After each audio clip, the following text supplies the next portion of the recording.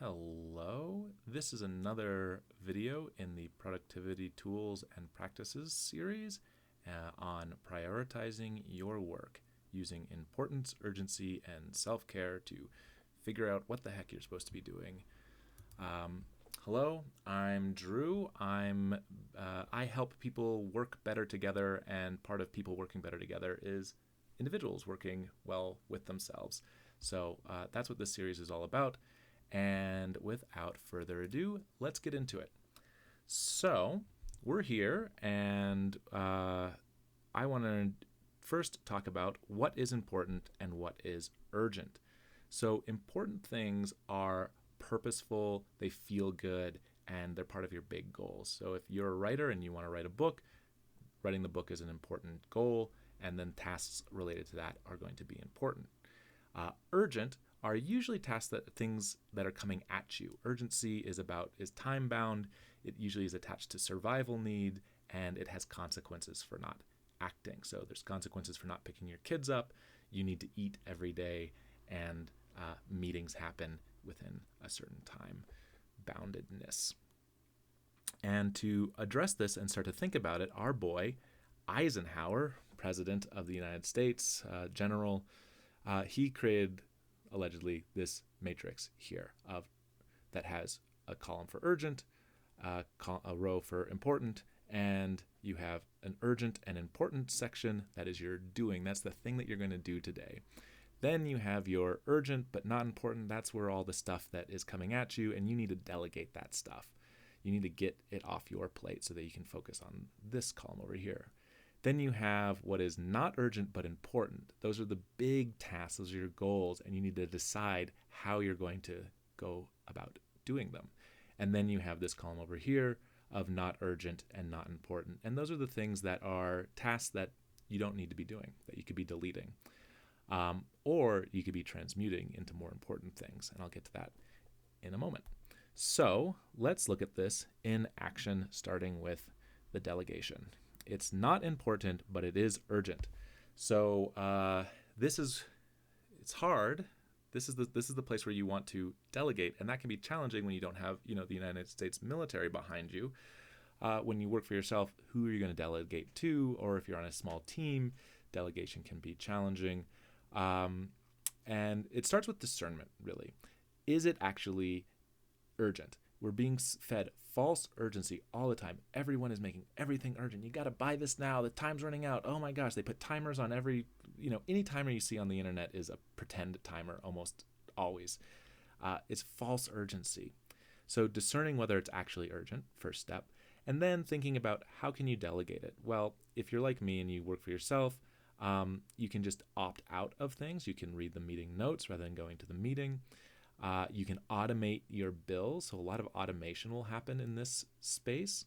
And then let's look at eating food. I have to eat every day, but I don't have to cook for myself every day. So I have a chore that is cooking that I can actually batch that up and delegate it to my future self.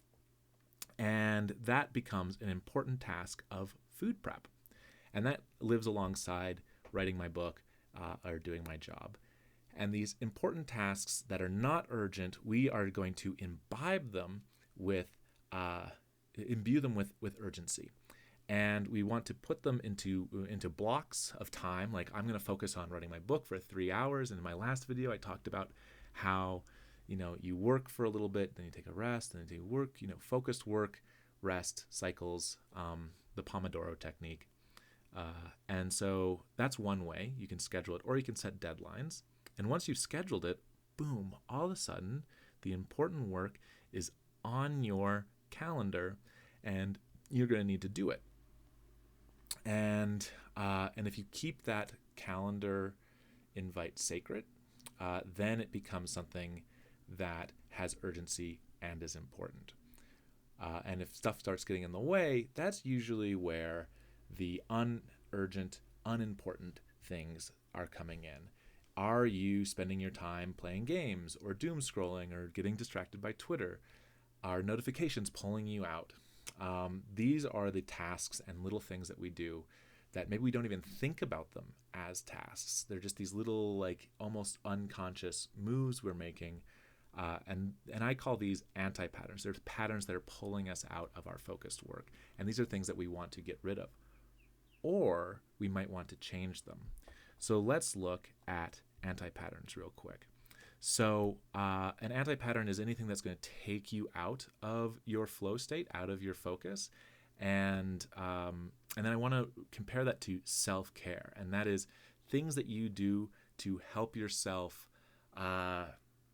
recharge so that you can focus and be more productive longer without burning yourself out. This is about healthy productivity. And so sometimes we can look at what we think are anti-patterns, like playing a video game, that are actually self-care. So when I play a video game, I'm turning my brain off, and it's like very relaxing to me to play some game and not have to think about stuff. And so it's actually self-care that's helping me recharge. And if you're doing these things consciously, if you're shifting from mindlessly scrolling Twitter to saying, oh, scrolling Twitter is actually a thing that I need, and so I'm going to make it important and I'm going to schedule it. And that's where we get into kind of the end here.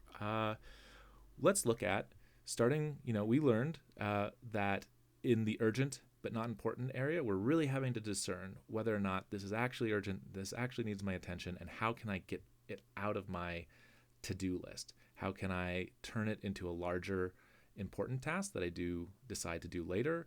How can I just put it into a thing that I actually don't need to do and get rid of it? Or how can I make time in my schedule for doing this? So when we discern the urgent but not important, and we try to make them into important tasks, and we're trying to figure out, okay, how do I take these important tasks and then add urgency to them so that they are urgent and important. And I like to do that by scheduling, and you can also schedule in your urgent things. Like you can schedule time to look at your emails and respond to those. And then outside of that, you're not looking at your emails. And then finally, we have the not urgent, not important, and that's where we're making another discernment between whether the practices in here are self-care that we need to start doing more consciously, treat as important parts of our lives, or if they're anti-patterns that we can get rid of. And that, my friends, is the real quick look at the Eisenhower Matrix and urgency and importance. I hope that this was informative and you had a good time. I love doing these, and let me know in the comments whether you have any tips on how you make things urgent that are important to you, or how you discern if a thing actually is urgent. I really look forward to doing some more of these. Definitely, smash that subscribe button or make a comment or something. I'm new at this and it's pretty cool, and I need to figure out not getting light all over me in weird ways. All right. Bye. Thank you.